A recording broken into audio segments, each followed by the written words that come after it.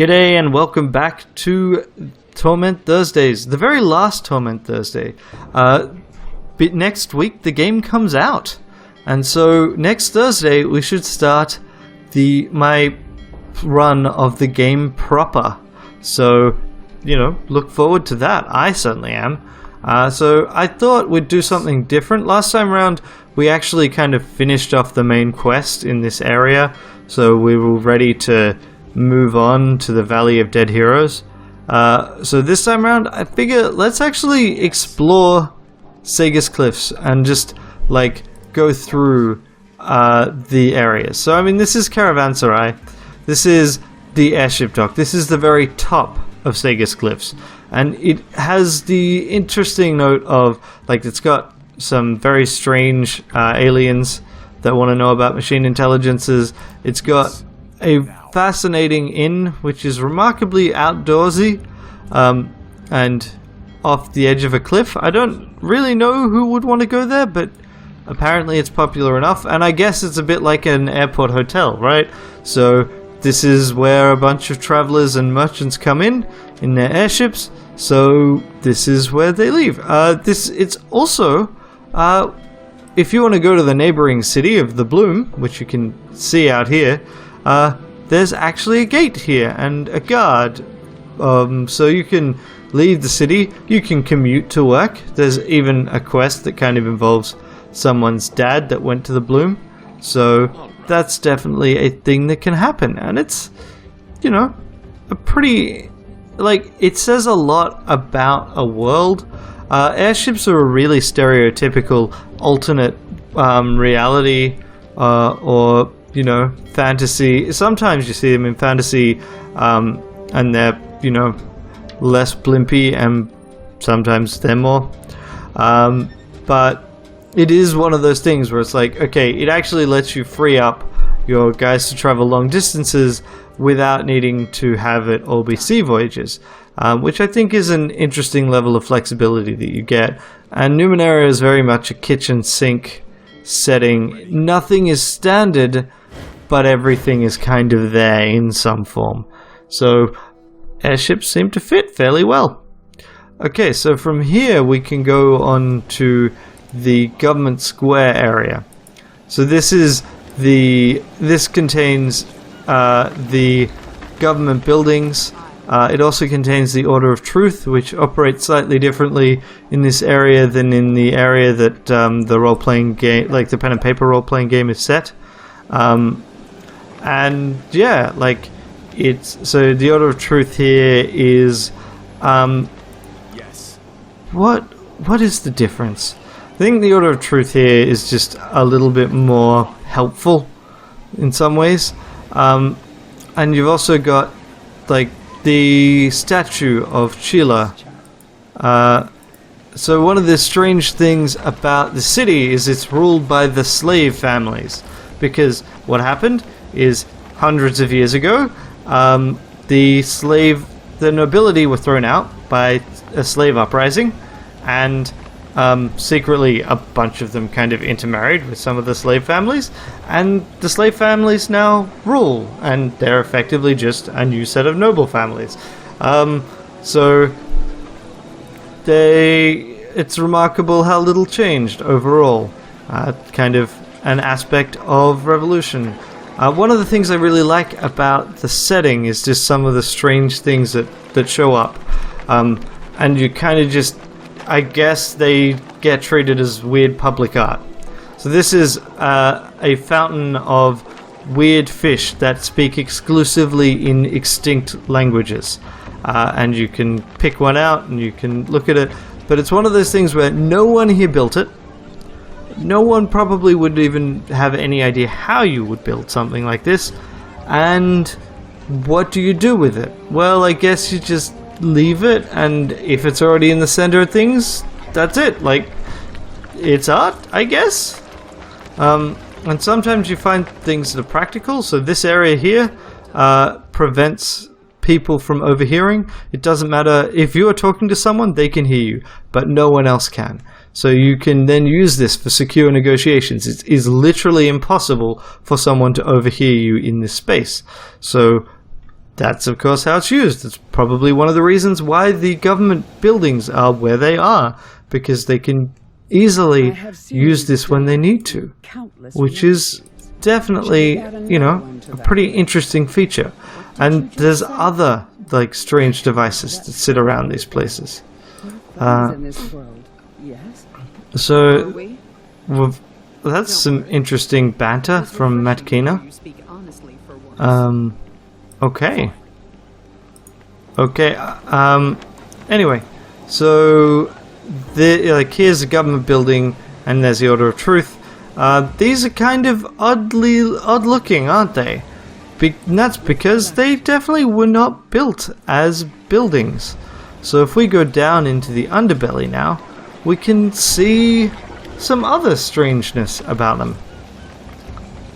So let's go down to the foundry in the underbelly.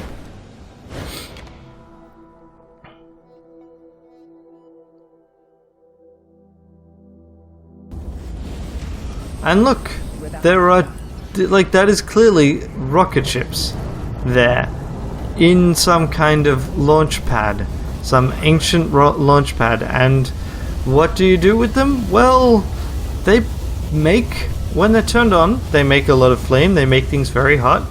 Why not build a foundry and use it for smithing? And there are frozen robots that kind of run the place. With human servants. They used to do physical labor, but they've long since kind of had all their joints fused. So they're still working, they're still providing useful input. They kind of focused on their task, most of them, and they've got their own quests and their own banter. So that's all pretty cool to play around with when you got time. And then the rest of the underbelly is kind of just, it's an undercity. I don't know, actually that aspect is fairly similar. It's the relatively lawless place underneath the city where a crime boss basically rules. There's not actually a whole lot to it, I have to admit. But there's some interesting quests here. There's a murder that you can solve. There's a Varanoth of the Wastes, who is a particularly cool character, and Crooked Queek, which is a fairly pitiable character. So it's definitely a cool place to explore. And one of the things I really encourage is, if something looks odd on the map and it's got an interact symbol, interact with it. Like, that's where some of the really cool stuff sits. And we've got another mechanism of kind of government here, which is the Cult of the Dendra O'Her. So the Cult of the Dendra O'Her are a cannibalist cult that are used in executions as well. So they are a group that eat the dead and absorb their memories. So if you execute someone, which this kind of society definitely does, then it's kind of good to be able to then consider it done. Have someone find out whether or not the person was guilty. Hopefully they were, but at least you can find out any accomplices, and hopefully, if you can trust them, they can they can absolve the family of guilt if it turns out that an innocent man died, or they can find and hopefully they can find the true guilty party that way. But in general, it's an interesting idea of, okay, if people die and we can preserve their memories, is that a good thing? Is that something that you want people to be able to do in this society? I mean, one of the things I find really important conceptually about loved ones and death is remembering them. And if you can actually preserve their memories through something like that, it'd be a really interesting concept, even if it also violates what I think is right to do with the body. Yeah. So it's a disturbing but interesting thing. Alright, now let's go from here to the Circus Minor. I kind of wish... Can I right-click on the map to go? No, I can't. Well, that's less helpful. It'd be really useful if I could right-click on the map. Alright, let's get out of here. And off to Circus Minor. So Circus Minor is kind of the big marketplace. This is, for most people, their first introduction to Segas Cliffs. This is the first area you will ever go to. So you come in from down here. Yes. Really wish I could just left click to move the map there. And it's immediate, like, this is immediately a marketplace. There's even a helpful little urchin guide down here. And there's all sorts of things that you can look into. They, in Exile, actually put up a guide to one of the early quests involving this fella here in this cage. But they are definitely not the only ones. In fact, one of my favorite conversations I ever had in this game, other than Varanoth of the North, was talking to the Genocide, just here. He's fascinating. He's basically a captured enemy that has been defanged and effectively is immortal and just is sitting in a city where he lost, his people are lost, and he has to answer your questions, which is a fascinating punishment, but also, like, who does that? And what can you learn from this? And there's people here that I've not had a chance to speak to. I have no idea who this Philithis is, I guess. I don't know how you'd say that name. But, yeah, like, that's... What are you even doing? Okay, my phone seemed to go off then. Anyway. All of it, all of you. Like, I can't see a damn thing else. And why would you want to? It's a joke. Put your daggers away, assassin. interesting. Anyway, so it seems like Calistage and Matkina have some interesting conversations. Here is the Cult of the Changing God. So you are a cast-off of the Changing God. These guys literally worship your creator, and you, as a cast-off, kind of have a special place of reverence that won't stop them from charging you for your services and putting you to work. This is an RPG. No one will do you a favor without you at least doing, like, fetching them a pint or something, of course. But it's an interesting concept of having this changing god and these people that are trying to study him and learn from him, because he's definitely, found something. He's found a way to extend life, and he knows significantly more than anyone otherwise would have. So yeah, like they're an important part of the main quest line. Unlike the Cult of Truth, not Cult of Truth, the Aeon Priests. Anyway, so yeah, there's a number of different quests around here, and it's definitely it's a fun place to explore. But this is probably the bit that feels most fantasy to me, just because everything, like every fantasy, involves you going to some marketplace with bizarre wares, magical wares. Okay, so rounding out the last of the areas of inside Segas Cliffs that you can go to is the Cliff's Edge. So the Cliff's Edge here is... Why did I get experience then? Okay, whatever. The Cliff's Edge here is the slums. This is where the poor people live, and because this area has basically had giant insects digging underneath it for quite a while, it's become fairly unstable. So that has only further made this place less safe. There's collapsed buildings all over the place. There's a pretty cool bar, which we'll go into after this. And there's, just like poor people trying to eke out a living in this whole area. Kids running around. Buildings that are just off the edge of the cliff that are clearly not in great shape. I would not want to live in them. And, junk. And there's, as with all of these places, a bunch of different quests. One of the cooler things actually here is, this is an example of what I was talking about with the fountain as well. So This Of course. is art. Or rather, this is a strange device of 3 triangles that no one knows what to do with. They can't destroy it. They can't move it. It's got no practical effect, but no one really wants to deal with it. So the basin was kind of put here significantly after the shapes. It's kind of just to make it look less out of place because it's super weird. And yeah, like you can interact with it and you can learn things. One of the things that this game does is it forces you to what am I trying to say?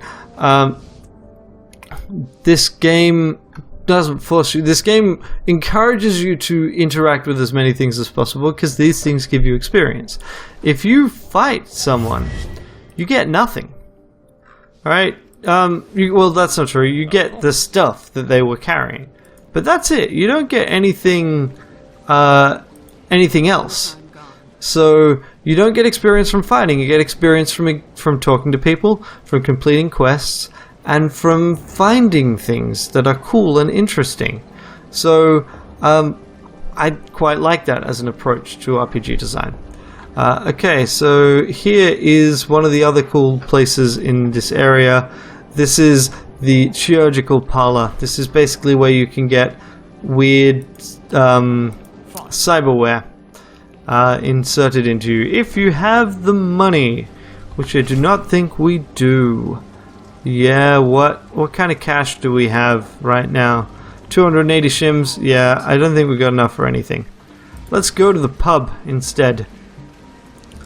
This is the pub for psychics. This is probably one of the most densely populated area with quests. There's a quest that you can get and complete in the pub. There are a number of other quests that you can get just around the place. There is O, who is a reference to Planescape, a living piece of the alphabet. Definitely interesting to talk to. And there's also Sir Arthur, who is literally the fictional writer of one of the source books for the Numenera role-playing game. He's Sir Arthur's guide and compendium or something. I don't even remember the name of the book. I got the PDF, but I'm sadly well behind on my reading. And so this is a place, this is a pub where you can get all sorts of strange concoctions because there are pipes that leak weird fluid, and for some reason people decided that maybe it was cool to try and drink them? I don't know. It's a strange world. I assume they also sell standard drinks. We've done Eridus and the crashed airship, so now we'll finish off the tour with going back to the very first place you will ever enter the world. And this is the place that kind of had to have been built as a introduction to how Numenera works. Like, how... keep doing that. I keep expecting I should be able to click on the map to move to where I want to go. So the Reef of Fallen Worlds is the first outdoor area you ever get to visit in the game. It's not the first part of Segas Cliffs, it's the first outdoor area. I guess the reef is kind of attached to Segas Cliffs. But this is... So this is kind of... has to... Like, when they were designing this area, they had to work out a way of evoking the history and the compound nature of Numenera as a setting. So, unlike, for example, Pillars of Eternity or Baldur's Gate, where you have a swords and sorcery, like a stereotypical Western European fantasy setting, medieval-ish level of technology, magic, wizards, dragons, etc. Numenera is not that. Numenera is a science fantasy setting set 1 billion years into the future. where civilizations, world-changing, reality-shaping civilizations have risen and fallen and risen again. And you still ultimately have a world of humans and humanoids that is somewhat similar to a medieval level of technology. But they are living in a world that has been inhabited and shaped by so many different great powers, all of whom have left pieces around. And this really shows that. So you've got the building that you fell into, but you've got these two different, very different designed spaceship almost looking things. I mean, this looks a bit like a spaceship to me, but so does this. Or maybe this is kind of an airship. This looks like an intake to me. And these look like some kind of insectoid landing struts. You've got this whole setup with the bridge, which is really deliberate. So, I mean, these light bridges are clearly have been set up by someone else to connect these things, and someone's built stairs down to this area. But then you've got the different styles that connect everything. So you've got this set of stairs that kind of grows into a piece of architecture, and you've got this completely different platform, and it's all there to remind you that these are not things that were designed to go together. These are merely things that have been made to go together with people spending time and effort on forcing these things to work well enough. That's all you need. You don't need things to work perfectly. They just need to work well enough to achieve whatever the practical goal is. And it's possible to jam things together to get the intended effect. And then I guess we'll go to the last area that we can go to, which is, of course, the resonance chamber. This is the initial goal, and I really wonder how far through the game we will actually get to fix it. We arrive and it is broken, and we will return at some point with the expertise to fix it, or maybe to build it somewhere else anew.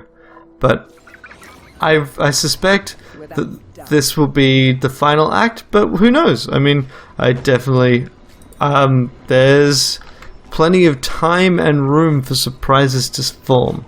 So that chamber will be interesting to deal with. Interesting is kind of the key word I have for this setting. Alright, so let's get to the caravanserai and let's leave for the Valley of Dead Heroes, where hopefully we can finally see new content. And I will join, so we'll go there and I will see you there. I'll skip ahead. Okay, let's go talk to Master Ranneko. We're back at the caravanserai.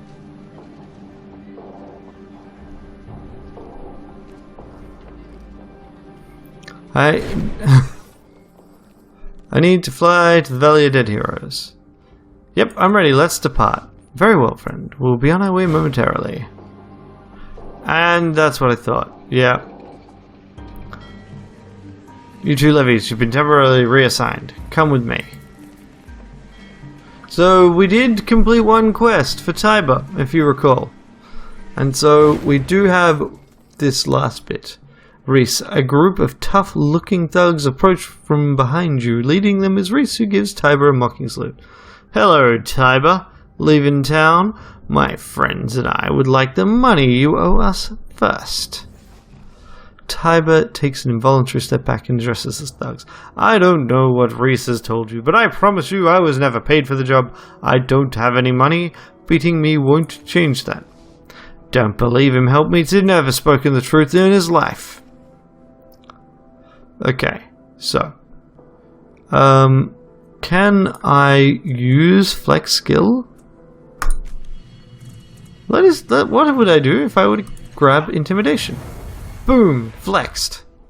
Captain Tiber is under my lad, please, I'm out of tricks. Say something, get me out of this. Captain Tiber is under my protection. Do you want to face the wrath of the changing god? This is a might check. Of course, that would make sense. And because we've given ourselves the skill, we've improved our chances, right? So trained gives us an extra 15%, which, oh, whoops, I didn't mean to do it at that level, but we passed. Reese sneers and looks back at his companions. He's now the changing god. The changing god's 10 feet tall, and he pauses as he sees the others backing up and slinking away. Hey, where are you going? I'm telling you, he's not the changing god. They beat a hasty retreat, and Reese chases after them. That's right, we got through this version of the beta without fighting anyone past the tutorial. Chris and his friends caught me unawares. Me, of all people. I'm so pleased, actually, that we managed to get through this without a single fight, because we passed all our persuade and intimidate checks. What happened to all that cunning and quick wit? It's still there, he says, flicking his eyes away from yours. It's just, what do you do when a friend turns on you? It paralyzes one somewhat. As I was saying, we should be on our way. He looks nervously around. I hope you have no other surprises waiting for me. All here then, the wind is right for us. Let's sail, friends. And see you guys. Next time we play, it will be the final release, and I will spend a heck of a lot more time in that release doing everything I can in this city. He begins shouting commands to his crew, and they cast off the mooring lines. The airship pushes away from the spire, and the city of your birth falls away below you.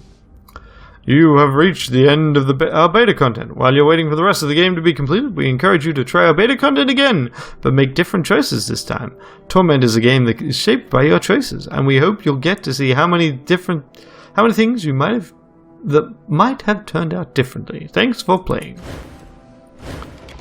So yeah. I'll see you with the final game. Bye. Thanks for watching. I really appreciate you spending the time and effort watching the videos I make. If you'd like to watch more, on the left there should be another video from this playlist. On the right there will be whatever YouTube recommends, and in the center there is a convenient subscribe button just in case you need it.